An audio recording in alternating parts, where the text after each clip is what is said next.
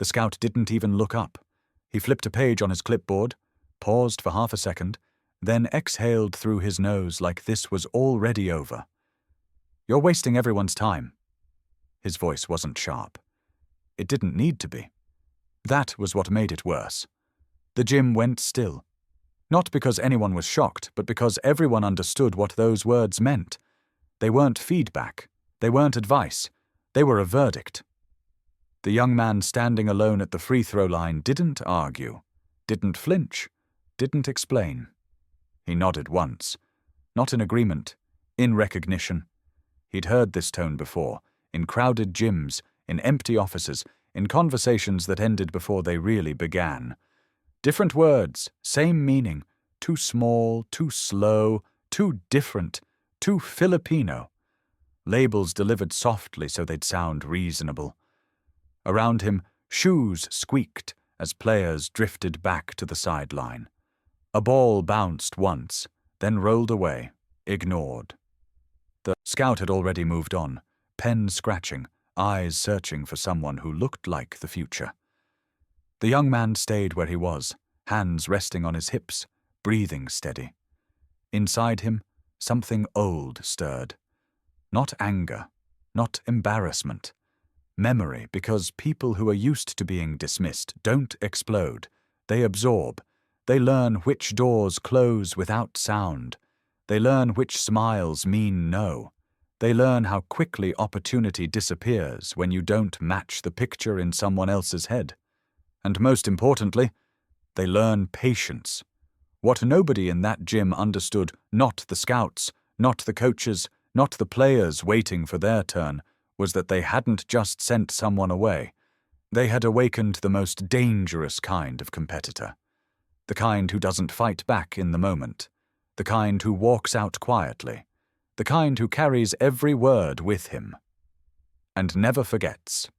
He grew up in a coastal city in the Philippines, where basketball courts weren't planned or polished. They were poured wherever there was space. Sometimes beside fish markets, sometimes between houses, sometimes right on uneven ground where the concrete cracked under the heat. There were no walls to trap the noise, no roofs to block the sun. Just salt in the air, dust on the skin, and rims that leaned slightly to one side, as if even they were tired. Kids played barefoot, soles toughened by years of rough ground. Shoes were a luxury. Talent wasn't. Games didn't end with a buzzer. They ended when daylight ran out, or when the ball finally split open, its seams giving up before the players did. In the mornings, his mother was already awake before the city stirred, arranging vegetables under dim lights, counting coins with careful hands.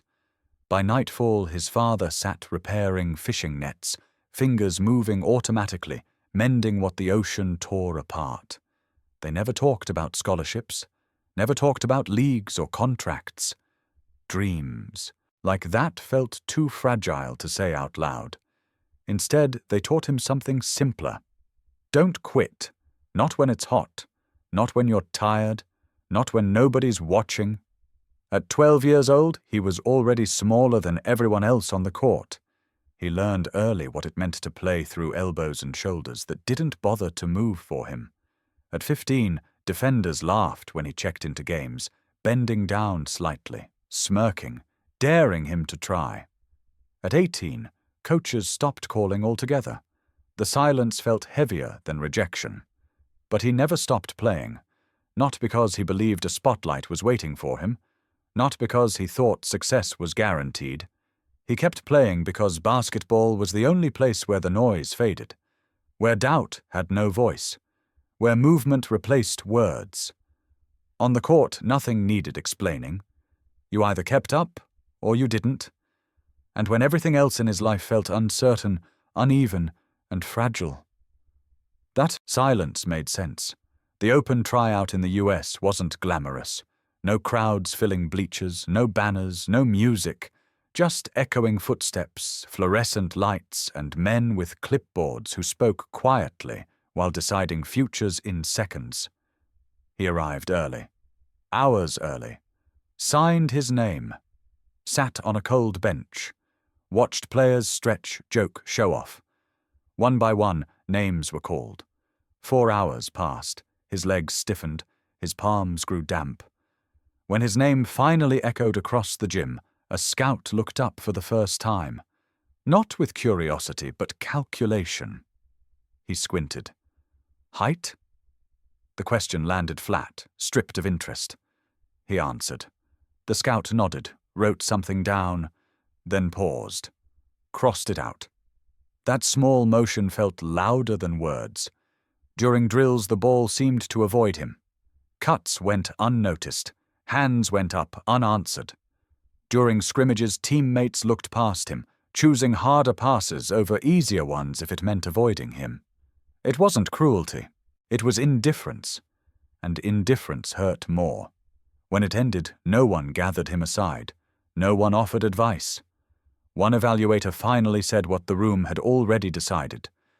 At this level, size isn't a preference, it's a requirement. The words weren't sharp. They didn't need to be.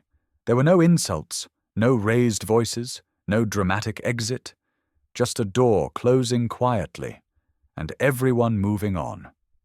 That night, alone in a borrowed apartment that smelled faintly of cleaning chemicals and old furniture, he sat on the floor with his back against the wall. The room was nearly empty. So was his phone. He didn't scroll through highlights, didn't search for motivation. He stared at the ceiling, tracing cracks with his eyes, listening to distant traffic move through a city that didn't know his name. Hours passed, and one thought kept returning, steady and unshakable. If size was the rule, then he wouldn't break it. He would change the game. He didn't train to jump higher. He trained to move faster than thought. While taller players crowded the paint, drilling post moves and hook shots, he stayed on the perimeter, watching feet instead of hands, studying how weight shifted before a drive even began. While others obsessed over shooting form, elbow placement, follow-through, arc, he studied reaction time. How long it took a defender to blink. How long it took a big man to lower his center of gravity. How long it took a pass to become predictable. He trained with futsal players who played in tight spaces, where one wrong step meant losing possession. With boxers who taught him how to slip without retreating. With dancers who understood balance, rhythm, and misdirection better than most athletes ever would. Anything that taught timing, anything that taught deception. He learned that speed wasn't just how fast you ran, it was how fast you decided. And slowly, something became clear, something no scout had ever written on a clipboard. The shortest man on the court sees everything first. Because nothing blocks his view. He could see over dribbles instead of around shoulders. He could read passing lanes before they opened. He could sense hesitation in taller players the moment they had to bend, adjust, or think. He learned to steal passes before the ball ever left a hand, to force mistakes without touching the ball at all, to disrupt entire offenses just by being in the wrong place at the right time. He didn't dominate with noise. He dominated with control. Like a conductor, he dictated tempo, slowing the game when others panicked, speeding it up when legs grew heavy. He stopped trying to look impressive, stopped chasing highlights, stopped proving he belonged. Instead, he focused on something far more dangerous. Being unavoidable. Local leagues noticed first, not because he led the scoring charts, not because he chased the spotlight. They noticed because something strange happened whenever he stepped onto the court. Teams unraveled, turnovers spiked without warning, shot clocks bled down into desperation. Simple plays turned complicated. Veterans snapped at teammates, coaches burned timeouts too early, game plans dissolved in real time. Opponents walked back to their benches, shaking their heads, not exhausted, not dominated. Confused. How did we lose to him? They asked. Not them. Him. There was no easy answer. He didn't overpower anyone, didn't outjump them, didn't outshoot them. He outthought them. Soon, packed gyms became routine. People stood along the walls, crowded doorways, leaning from staircases. Phones came out before warm-ups ended. Clips spread quickly, not because they looked flashy, but because they felt wrong in the best way. No posters, no ankle-breaking crossovers, no chest-thumping celebrations, just possessions collapsing, passing lanes disappearing, entire offenses short-circuiting, chaos quiet, surgical, relentless, all orchestrated by someone nobody could guard, because nobody understood what they were guarding against. The championship game was supposed to be routine. On paper, it already was. His team was down double digits, momentum gone, energy fading. The crowd shifted in their seats, restless, impatient, waiting for the night to end. Some checked their phones, some headed for the aisles. This was slipping away. On the sideline, the coach stood still, arms crossed, eyes locked on the floor, not the scoreboard. Then, without raising his voice, he made a decision no one expected. He waved him over. The gym didn't react. No cheers, no surprise, just curiosity. "You control everything now," the coach said quietly, leaning in close.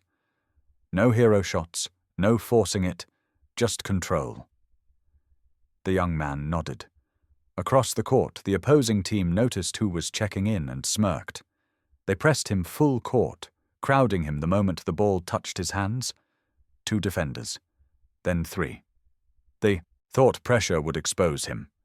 He welcomed it, because pressure meant space somewhere else. In the next 6 minutes, the game changed shape. Not suddenly, not loudly, almost invisibly. A lazy dribble turned into a steal. A rushed pass became a fast break. A trap collapsed, and the ball was already gone. 3 steals, 4 assists, 2 baskets, 0 mistakes, no celebrations, no gestures, just movement. The scoreboard flipped so quietly that most people didn't realize it until the noise hit them, that slow, rising murmur of disbelief. Wait, what just happened? Then came the final possession. Tie game. The building was standing now. He brought the ball up slowly, eyes calm, breathing steady. The defense collapsed on him immediately. 5 players locked onto the smallest man on the court, hands reaching, feet scrambling, panic creeping in. This was what they wanted. This was what he wanted. He drove just far enough to pull them in, waited just long enough. He didn't. Shoot! He passed to the only space no one had protected. The ball hit hands. The shot went up. Game. For half a second, the arena went silent. Then it exploded. Teammates rushed the floor, fans screamed, benches emptied, and in the middle of it all, he stood still, watching the chaos he had created, without ever needing to be the hero. The call came from overseas. Not hype, not promises, just a question. "Can you play like this every night?" He didn't hesitate. Yes. Months later, he walked into a US facility again. The same polished floors, the same echoing courts, the same air that smelled faintly of disinfectant and ambition. But everything else was different. He wasn't there on hope anymore. He wasn't borrowing belief. He had earned his place. Different role, different posture, different respect. Still, the assumptions lingered. One evaluator flipped through a stat sheet, eyes scanning numbers too unusual to ignore. He looked up slowly, then looked back down again. Finally, he frowned. "You don't look like a pro," he said, not unkindly, just honestly. The young man smiled, not defensive, not offended. "I know." There was no tension in his voice, no need to convince. They ran the drill. At first it felt familiar, the squeak of shoes, the rhythm of movement, the low hum of expectation. Then something shifted. Conversation stopped mid-sentence. A laugh faded. A coach leaned forward. The ball moved faster than eyes could follow. Spacing collapsed. Decisions arrived too late. What had looked ordinary moments earlier now felt precise. Clipboards lowered. Pens froze. The drill ended, but no one spoke right away. After a moment, the evaluator walked over quietly, eyes no longer skeptical, just thoughtful. "I was wrong," he said. "No excuses, no qualifiers." The young man nodded once. "I hear that a lot. Not with pride, not with bitterness, just as a statement of fact. Because some lessons arrive late, but they still arrive." After his first professional win, he called home. Not right away. He waited until the locker room emptied, until the noise faded, until the adrenaline settled into something softer. The phone rang once, then twice. His mother answered. He didn't say anything at first. Neither did she. Then her breath caught and she began to cry. Not loudly, not dramatically. The kind of crying that comes from holding too much in for too long. Pride, relief, years of worry finally letting go. His father stood nearby. He could hear it in the silence. The line stayed open. Seconds passed. Then his father spoke. Slowly, carefully. "You never played small," he said. "You just played in places that couldn't see you." The words landed heavier than any applause. Because they weren't about basketball, they were about every early morning, every quiet sacrifice, every moment belief had gone unspoken but never absent. The young man closed his eyes. For the first time, he didn't feel like he had proven something. He felt like he had come home. People will always measure you.